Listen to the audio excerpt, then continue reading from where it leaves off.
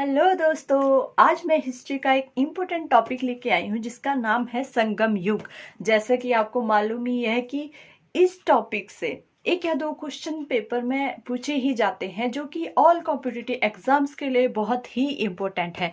मैं पूरी कोशिश करूंगी कि आपको पूरे डिटेल से ये वाला चैप्टर करवाऊँ, तो आप एंड तक मेरे साथ बने रहिएगा। और अगर आप मेरे चैनल पे नए हैं तो please like subscribe and share जरूर कीजिएगा। तो ज्यादा देर ना करते हुए शुरू करते हैं संगम युग। तो दोस्तों, सबसे पहले आपको ये जानना इम्पोर्टेंट है कि संगम शब्द का अर्थ क्या है। संगम शब्द का अर्थ है संघ, परिषद या गोष्ठी, जो कि किसके द्वारा, तमिल कवियों के द्वारा की जाती थी, जिसमें ये महत्वपूर्ण जो अपने जो पुस्तकें वगैरह लिखते थे। तो ये बहुत ज्यादा मात्रा में हुई, तो इसलिए इसे संगम युग कहा गया।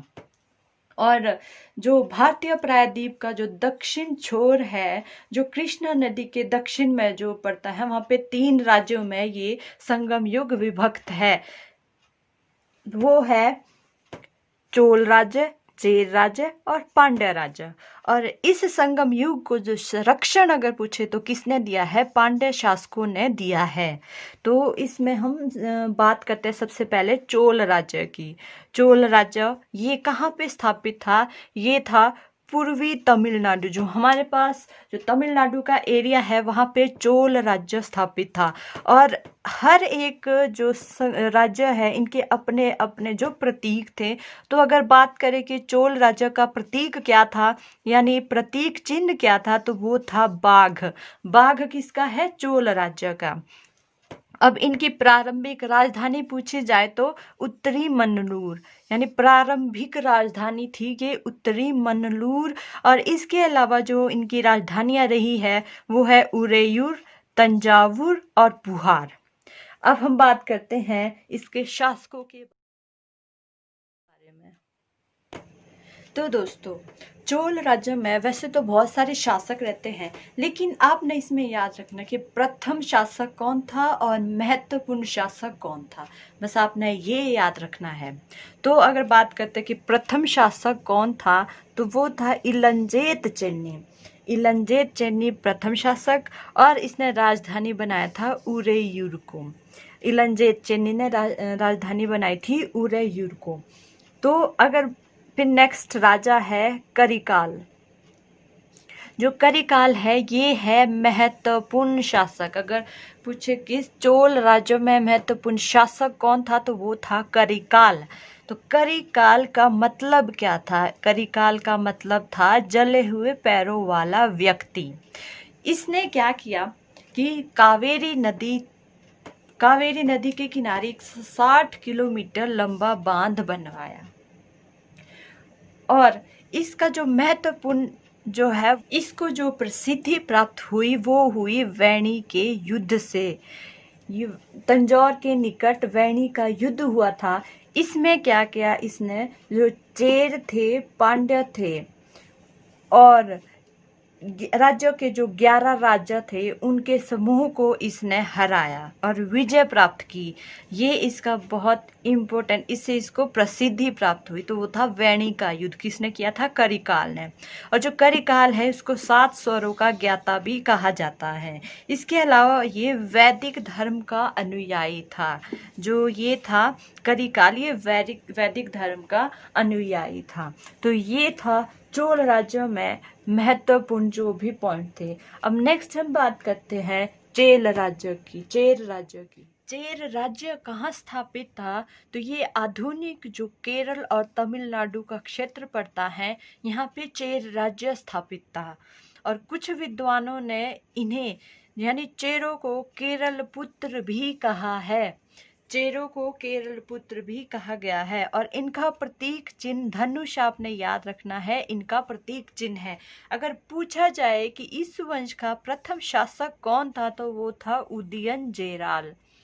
उदयनजेराल इस वंश का प्रथम शासक था।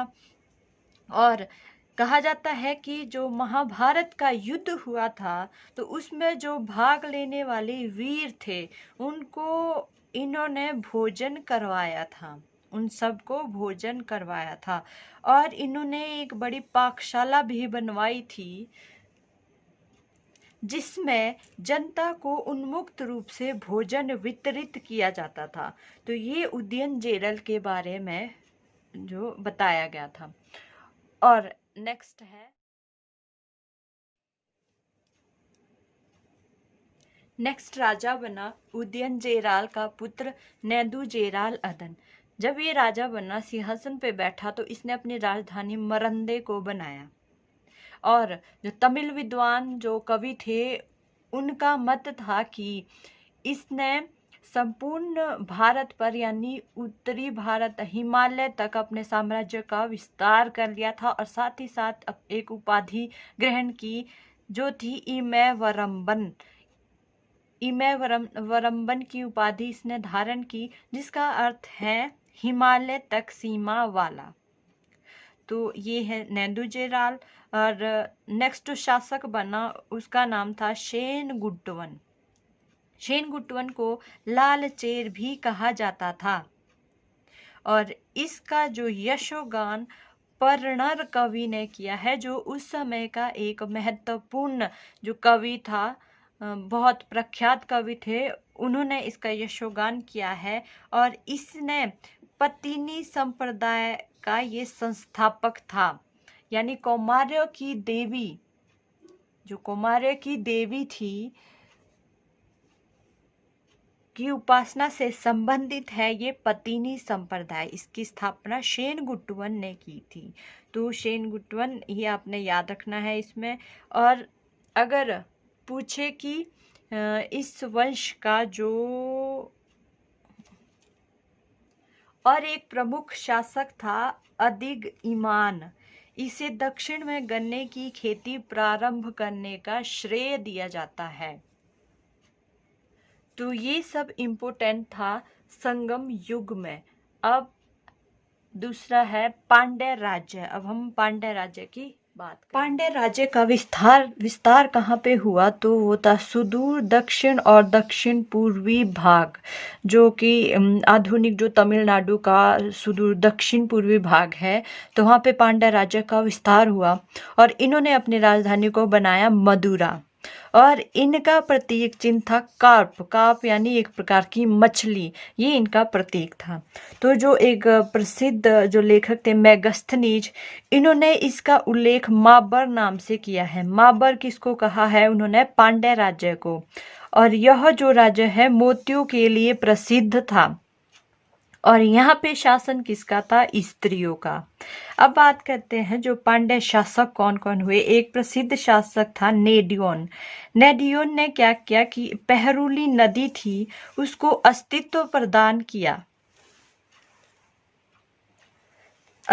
प्रदान किया और समुद्र पूजा प्रारंभ करवाई। किसके द्वारा? नेडियोन के द्वारा। फिर नेंडुजेलियन इस वंश का सबसे विख्यात शासक हुआ। और उसकी प्रसिद्धि किससे हुई? जो उसने तलैया-लंगानम का युद्ध जीता। कौन सा? तलैया-लंगानम का युद्ध जो उसने जीता, इसमें इसको प्रसिद्धि प्राप्त हुई। इसके अलावा जो रोमन का सम्राट था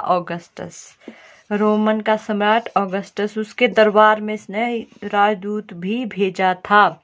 और उस समय के जो महत्वपूर्ण कवि थे जैसे नकीरर, कल्लादनार, मागुंडी मरुदन, इन्होंने संरक्षण भी दिया था। तो ये थे पांड्य राज्य के इम्पोर्टेंट जो शासक थे, उनके कार्य। तो अब नेक्स्ट वीडियो में हम बात करेंगे संगम युग के प्रशासनिक व्यवस्था के बारे में। तो उम्मीद है आपको पसंद आया होगा।